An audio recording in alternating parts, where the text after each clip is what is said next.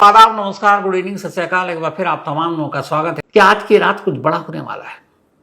कि आज की रात अब तक की जो 32 दिन की जंग हो चुकी है, उन 32 दिनों से भी कुछ बड़ा होने वाला है। इसकी वजह यह है कि दो तरफ से दो बड़ी धमकी आई है। ईरानी टाइम के हिसाब से जब रात के वहां 8 बजेंगे, यानी इंडिया में उस वक्त रात के 10 बजेंगे, उसके बाद ईरान ने अमेरिका की 18 कंपनियों को निशाना बनाने का ऐलान किया है, जिसमें गूगल से लेकर, टेस्ला से लेकर, मेटा से लेकर तमाम 18 बड़ी कंपनियां हैं, जिसके कुछ यूनिट्स तो ईरान में ही है। अभी ईरान ने यूनिवर्सिटी, जितनी भी अमेरिकी यूनिवर्सिटी खाड़ी के देशों में, उनको निशाना बनाने का ऐलान कर रखा है। उस दहशत की वजह से वो तमाम यूनिवर्सिटी बंद कर दी गई है, ऑनलाइन क्लासेस चल रहे हैं, और अब 18 कंपनियों को निशाना बनाना। ईरान के इस ऐलान के बाद अचानक अमेरिका से एक धमकी आई। धमकी क्या? एक बड़ा ऐलान करने का ऐलान किया गया। अमेरिका की तरफ से कहा गया है कि कल सुबह तब अमेरिका एक बड़ा ऐलान करेगा और ट्रंप खुद ये ऐलान करेंगे। अब इसमें क्या होगा? क्या ईरान पर कुछ नए हमले की बात होगी या क्या, मालूम नहीं। लेकिन ये ऐलान एक धमकी के रूप में दुनिया की मीडिया देख रही है। तो दोनों तरफ से आज की रात, क्योंकि रात बीतेगी, सुबह 6:30 बजेगा, दो बड़ी धमकी। और इस जंग के दौरान अब तक के 32 दिनों में ये पहली बार हो रहा है। लेकिन ये पूरी कहानी आपको सुनाऊं उससे पहले ईरान की तरफ से, बाकायदा ईरानी रिवोल्यूशनरी गार्ड की तरफ से जारी एक छोटी सी फिल्म या वीडियो है जो इस वक्त पूरी दुनिया में वायरल है। उसको आपको दिखाना चाहता हूं। वीडियो में असल में अभी जो लास्ट सैटरडे को अमेरिका में नो किंग्स मूवमेंट चला, दुनिया भर के 12 देशों में हुआ।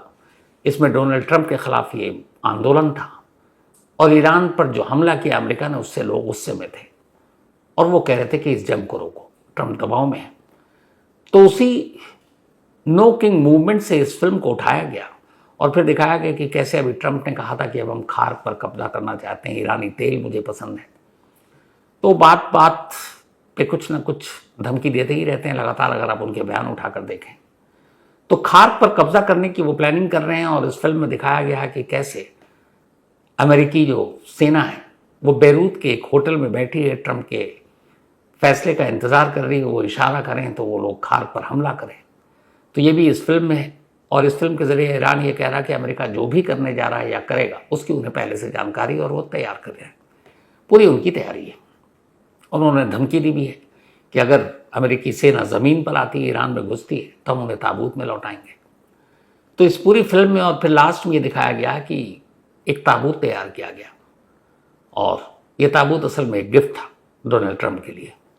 और आखिर में जब डोनाल्ड ट्रंप जिस टेबल पर बैठकर फ़ोन पे बात कर रहे हैं, उस टेबल पर और नीचे बहुत सारी गुड़ियाँ और छोटी छोटी बच्चियों को दिखाया गया, और ये इशारा करता है उस एप्स्टीन फाइल्स की तरफ, जिस एप्स्टीन फाइल को बहुत सारे लोग कहते हैं दबाने के लिए अमेरिका ने ईरान के साथ जंग शुरू की। क्योंकि ट्रंप की बहुत सारी तस्वीरें छोटी छोटी बच्चियों के साथ आई, जिसको लेकर भी आंदोलन चल रहा है। तो वो सारी चीज़ें हैं। एक बार फिर से डोनाल्ड ट्रंप ने यह दोहराया कि ईरान की पूरी सैन्य शक्ति उन्होंने ख़त्म कर दी है।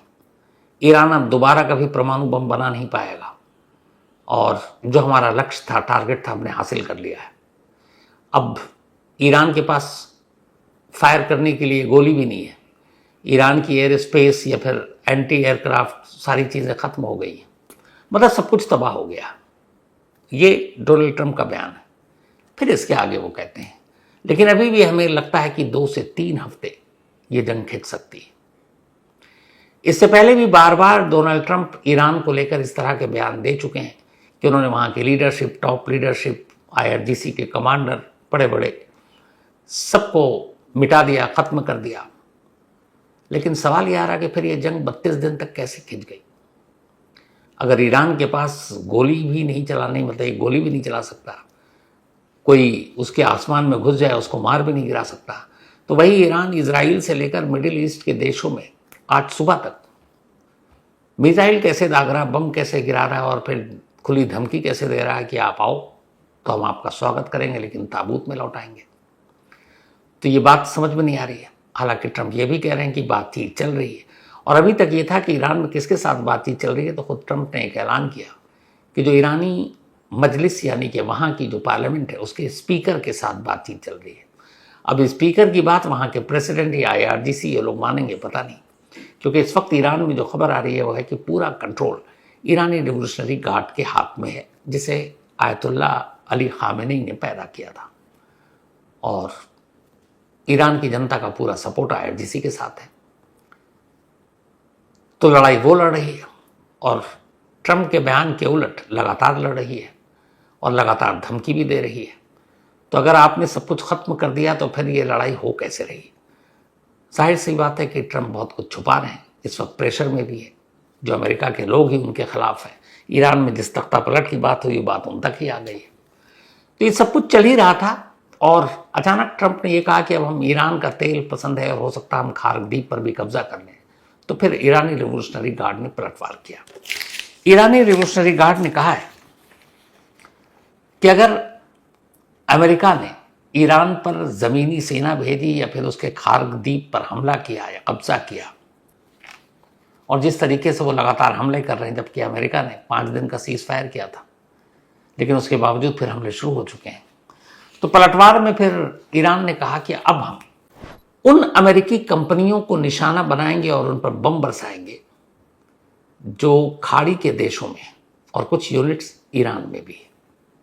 और ये सारी वो बड़ी कंपनियां हैं जिससे दुनिया की अर्थव्यवस्था पर काफ़ी असर पड़ता है। खाड़ी के देशों में मौजूद जिन जिन कंपनियों का नाम लेकर IRGC ने धमकी दी है कि आज रात तेहरान के टाइम के हिसाब से 8 बजे के बाद इन कंपनियों को निशाना बनाया जाएगा। सिर्फ उन कंपनियों के नाम सुन लीजिए आप, 18 कंपनी हैं। Cisco, HP, Intel, Oracle, Microsoft, Apple, Google, Meta, IBM, Dell, Palantir, Nvidia, JP Morgan, Tesla, General Electric, Spire Solution, G42 और बोइंग शामिल है। दुनिया में 2 ही कंपनी है जो जहाज बनाती है, एक है बोइंग, एक है एयरबस। बोइंग अमेरिकी कंपनी है।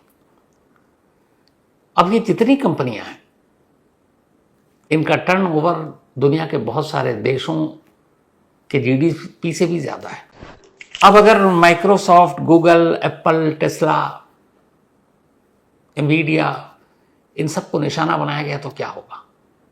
और ईरान की धमकी के हिसाब से आज रात की मोहलत है। भारतीय समय अनुसार रात के जब हमारे यहाँ 10 बजेंगे तो ठीक 10 बजेगा और तेहरान में 8 बजेगा। उसके बाद इन कंपनियों को निशाना बनाने की बात की और साथ ही आगे धमकी ये दी गई है कि मिडिल ईस्ट में जहां जहां पर ये कंपनी या उनके दफ्तर है उसके इर्द गिर्द 1 किलोमीटर के दायरे में जो लोग रह रहे हैं, रेजिडेंशियल एरिया हो या दूसरों के ऑफिसेज हो, वो खाली कर दें 1 किलोमीटर के रेडियस में, क्योंकि जब बम और मिसाइल गिरेंगे तो आसपास भी छिटक कर गिर सकते हैं। तो सिर्फ इन कंपनियों को नहीं बल्कि इन कंपनी के इर्द गिर्द रहने वाले 1 किलोमीटर के दायरे में लोगों को भी जगह खाली करने को कहा गया है। जब ये धमकी की बात ट्रंप तक पहुंची तब उन्होंने ये कहा था कि क्या ईरान ने ऐसी धमकी दी है, पर वो तो अब उनकी सारी ताकत हम खत्म कर चुके हैं, गोली भी अब एक नहीं चला पा रहे, उनका एयर स्पेस या एयर डिफेंस सिस्टम तक खत्म हो चुका है। और इसी के बाद फिर बात आई कि सुबह 6:30 बजे भारतीय समय अनुसार 2 अप्रैल को ट्रंप एक बहुत बड़ा ऐलान करेंगे। अब ये ऐलान ईरान में ज़मीनी सेना को भेजने की होगी, खार्गदीप पर कब्जे की होगी, ईरान के तेल को कब्जे में लेने की होगी, पता नहीं, लेकिन कुछ बड़ा होगा। और अगर गलती से आज रात को इन कंपनियों पर हमला हो गया तो फिर ये मानिए कि जो 32 दिन की जंग है 33वें दिन से ही एक नई शक्ल अख्तियार कर लेगी। फिर इसकी तस्वीर भयानक होगी। वैसे ही इसी ईरान ने अभी 2 दिन पहले, उसकी मोहलत ख़त्म हो गई है, कि उसने धमकी दी है कि मिडिल ईस्ट में और इजराइल में जितने भी अमेरिकी यूनिवर्सिटी हैं उन पर हमला होगा।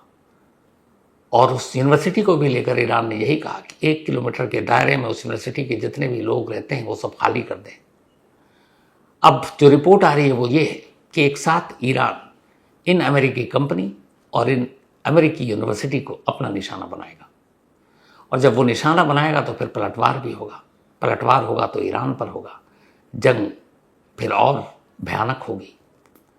हालांकि दूसरी तरफ बातचीत भी चल रही है, लेकिन बातचीत के साथ धमकी ये तो हो नहीं सकता। हालांकि कहते हैं कि ईरान के प्रेसिडेंट ने जो एटॉमिक एनर्जी रिसर्च एसोसिएशन है, उनके प्रेसिडेंट से बात की और उन्होंने कहा कि हम अपने जो यूरेनियम है या न्यूक्लियर वेपन बनाने की बात है, वो सारी चीज़ें हम उनके सामने साफ कर सकते हैं, अमेरिका के नहीं, और हम कुछ ऐसा नहीं कर रहे हैं, बातचीत को भी हम तैयार हैं, लेकिन अगर अमेरिका हमले करता है तो फिर हम पलटवार के लिए भी तैयार हैं। तो अब दोनों तरफ से धमकी हो रही है। बातचीत जो अभी पाकिस्तान में होनी सी उसका कुछ अता पता है नहीं, क्योंकि वो ये मार्च भी बहुत लंबा महीना था जो गुजर गया, आखिरकार गुजर ही गया। लेकिन अब इस धमकी के बाद लोगों का डर यही है कि मालूम नहीं इस जंग में क्या होगा। इस बीच में एक और खतरनाक रिपोर्ट आई है। यूनाइटेड नेशन डेवलपमेंट प्रोग्राम यानी कि यूएनडीपी ने एक रिपोर्ट जारी की है और उसने कहा कि जब से ये ईरान पर अमेरिकी और इजराइल हमले के बाद जंग शुरू हुई है, इस पूरे रीजन में यानी मिडिल ईस्ट में या खाड़ी के देशों में ज़बरदस्त नुकसान पहुंचा है और इस पूरे इलाके में एक बड़ा संकट है जो अभी छोटा है, आने वाले दिनों में बहुत बड़ा हो सकता है। उन्होंने कहा कि इस पूरे मिडिल ईस्ट के रीजन में जो जीडीपी है वो 3.7 से 6% तक घट सकती है। सिर्फ इस एक महीने के अभी जंग के बाद ये हाल 3.7 से 6% तक जीडीपी घटने का मतलब होता है हाहाकार। करीब 18 लाख करोड़ रुपए का नुकसान हो सकता है, 18 लाख करोड़ सिर्फ इस जंग की वजह से। हॉर्मुज़ स्ट्रेट से जहाज़ों की जो आवाजाही है 70% से ज़्यादा घट गई है। अब अगर 70% घट गई तेल और गैस ले जाने वाले जहाज़, तो दुनिया के बाकी देशों पर क्या असर होगा इसका अंदाज़ा आप लगा सकते हैं। तेल की कीमत करीब $120 प्रति बैरल हो गई है। एक बैरल में 159 लीटर तेल आता है, 159। तो एक बैरल जिसकी कीमत अभी 27 या 28 फरवरी तक $60-62 था, वो 120 यानी डबल हो चुका है। अब इससे महंगाई का अंदाजा लगाइए। करीब 35 से 38 लाख नौकरियां खतरे में पड़ गई सिर्फ इस जंग की वजह से। मिडिल ईस्ट में बहुत सारे ऐसे लोग, अपने इंडियन बहुत सारे जो लौट आए, जो ईरान में थे वो निकल गए, जो कुवैत में थे, यूएई में थे, बहरीन में थे, कतर में थे, वो सब बाहर निकल रहे हैं। क्यों? क्योंकि उधर मिसाइलें गिर रही हैं, जान का खतरा है। जान है तो जहान है, सब ठीक हो जाएगा, दोबारा कमा लेंगे, पर जान चली गई तो क्या करेंगे। तो ये सिर्फ अंदाजा है। अब आज की रात क्या होगा पता नहीं, लेकिन इस बीच में ट्रंप साहब ने एक और धमकी दे दी है। नहीं, उनको लगता है जंग खेलने का शौक है। उन्होंने कहा है कि अब ईरान के बाद जो उन्होंने आज बयान दिया उसमें यह है कि हम ईरान से अब शायद निकल जाएंगे, लेकिन 2 से 3 हफ्ता अब भी कहा। शुरुआत में उन्होंने कहा था 3 से 4 हफ्ते लगेगा, सब कुछ ठीक हो जाएगा, ईरान कंट्रोल में होगा। लेकिन अब 33 दिन तो हो गए, मतलब 4 हफ्ता तो गुजर गया। अब वो 2 से 3 हफ्ता और अभी अब टाइम बढ़ा दिया उन्होंने। फिर भी उन्होंने कहा हम ईरान से निकल जाएंगे, और जब ईरान से निकल जाएंगे ये तेल गैस सब कुछ ठीक हो जाएगा। लेकिन ईरान से निकलने के बाद वो शांति से नहीं बैठेंगे। उन्होंने अभी से ऐलान कर दिया अगला टारगेट। उन्होंने कहा अब हम क्यूबा की तरफ जाएंगे, और हो सकता है हम क्यूबा को अपने कब्जे में ले लें, बातचीत से, प्यार से, ज़बरदस्ती, धमकी। अब क्यूबा 1.25 करोड़ की आबादी वाला एक छोटा सा द्वीप है, एक आइलैंड है, और ये वो क्यूबा है जिसके एक वक्त जो हुक्मरान फिडेल कास्ट्रो, अमेरिका पूरी ताकत लगा चुका, हरा नहीं पाया।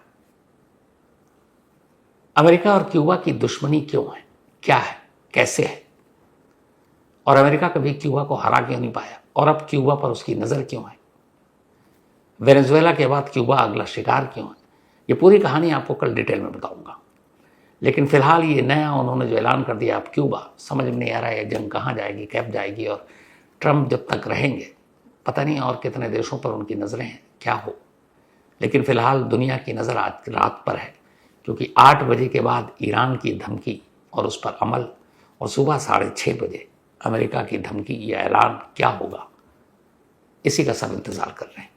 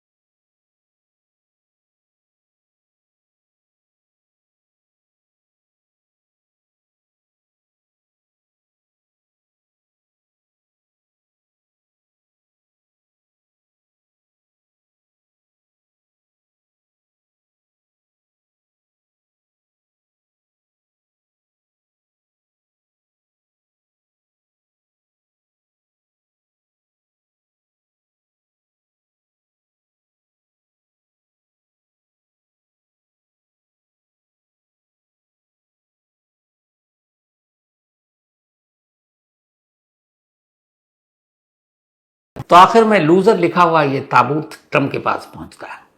ये ईरानी रिवोल्यूशनरी गार्ड कॉर्प्स की तरफ से जारी फिल्म है जो बहुत कुछ कह जाती है। अब आते हैं आगे की कहानी के ऊपर। एक बार फिर से डोनाल्ड ट्रंप ने यह दोहराया कि ईरान की पूरी सैन्य शक्ति उन्होंने खत्म कर दी है। ईरान अब दोबारा कभी परमाणु बम बना नहीं पाएगा और जो हमारा लक्ष्य था, टारगेट था, हमने हासिल कर लिया है। अब ईरान के पास फायर करने के लिए गोली भी नहीं है। ईरान की एयर स्पेस या फिर एंटी एयरक्राफ्ट सारी चीज़ें खत्म हो गई हैं, मतलब सब कुछ तबाह हो गया। ये डोनाल्ड ट्रंप का बयान है। फिर इसके आगे वो कहते हैं लेकिन अभी भी हमें लगता है कि 2 से 3 हफ्ते ये जंग खिंच सकती है। इससे पहले भी बार बार डोनाल्ड ट्रंप ईरान को लेकर इस तरह के बयान दे चुके हैं कि उन्होंने वहाँ की लीडरशिप, टॉप लीडरशिप, IRGC के कमांडर, बड़े बड़े सबको मिटा दिया, ख़त्म कर दिया। लेकिन सवाल ये आ रहा कि फिर ये जंग 32 दिन तक कैसे खिंच गई? अगर ईरान के पास गोली भी नहीं चलाने, मतलब गोली भी नहीं चला सकता, कोई उसके आसमान में घुस जाए उसको मार भी नहीं गिरा सकता, तो वही ईरान इजराइल से लेकर मिडिल ईस्ट के देशों में आज सुबह तक मिसाइल कैसे दाग रहा, बम कैसे गिरा रहा है और फिर खुली धमकी कैसे दे रहा है कि आप आओ तो हम आपका स्वागत करेंगे लेकिन ताबूत में लौटाएंगे।